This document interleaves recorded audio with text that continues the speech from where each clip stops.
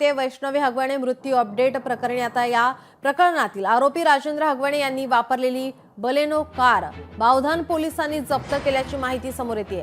17 मेला गुन्हा दाखल झाल्यानंतर आरोपी राजेंद्र हगवणे यांनी त्याचा मुलगा सुशील हगवणे हा फरार झाला होता। त्याच दरम्यान बोलेनो वाहनातून त्यांनी अनेक ठिकाणी प्रवास केल्याची माहिती समोर येते। ही कार आता पोलिसांनी जप्त केलेली आहे। बावधन पोलिसांकडून आता जप्तीची कारवाई। आणखी किती वाहनं आरोपी राजेंद्र हगवणे हा फरार असताना त्यांनी वापरली याचा तपास आता पोलीस घेत आहेत। हगवणे प्रकरणात गुन्हा नोंद झाल्यानंतर आतापर्यंत स्त्रीधन म्हणून दिलेली हुंड्यामध्ये दिलेली फॉर्च्युनर आणि ॲक्टिवा जप्त करण्यात आलेली आहे। त्याचबरोबर हुंड्यामध्ये दिलेली चांदीची भांडी जप्त करण्यात आलेली आहेत।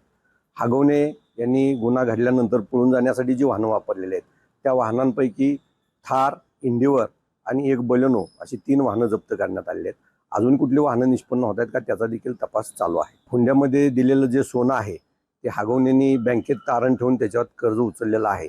त्याच्या बाबतीत बँकेशी पत्र व्यवहार करण्यात आलेला आहे। त्याचे डिटेल्स देखील लवकरच प्राप्त करून घेऊन हगवणे प्रकरणामध्ये एकदम सखोल तपास करून कोणताही क्लू पाठीमागे ठेवला जाणार नाही आणि आरोपींना कठोरात कठोर शासन होईल या दृष्टीने तपास चालू आहे। आपले प्रतिनिधी सुशांत डुबरे आपल्यासोबत जोडलेले आहेत। सुशांत, काय अधिकची माहिती? नक्कीच वैष्णवी हगवणे मृत्यू प्रकरणी आता मोठी अपडेट आहे। तिचा जो सासरा आहे राजेंद्र हगवणे याला अटक केल्यानंतर पोलिसांनी त्यांच्या संबंधित जे लोक आहेत त्यांची देखील चौकशी केलेली आहे आणि जे अनेक दिवसांपासून ते फरार होते त्यावेळेस त्यांनी ज्या ज्या गाड्या वापरल्या होत्या त्या गाड्या देखील जप्त केलेल्या आहेत। आज बलेनो गाडी जप्त केलेली आहे, तर काल एंडेवर आणि थार ही गाडी देखील जप्त केलेली आहे आणि हुंड्यामध्ये ज्या गोष्टी देण्यात आल्या होत्या त्या देखील पोलिसांकडून जप्त केल्या जात आहे।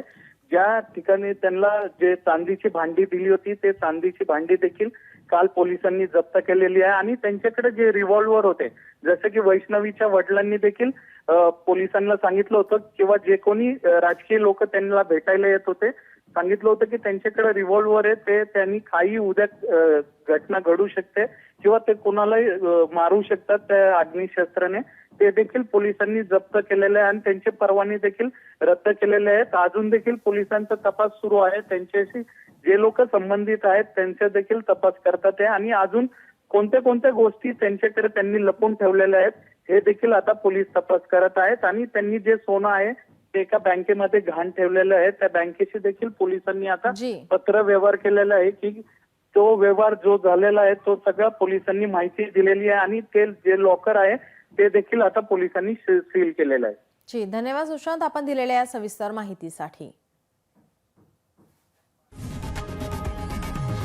लोकशाही मराठी ऐका, पहा, जागरूक रहा।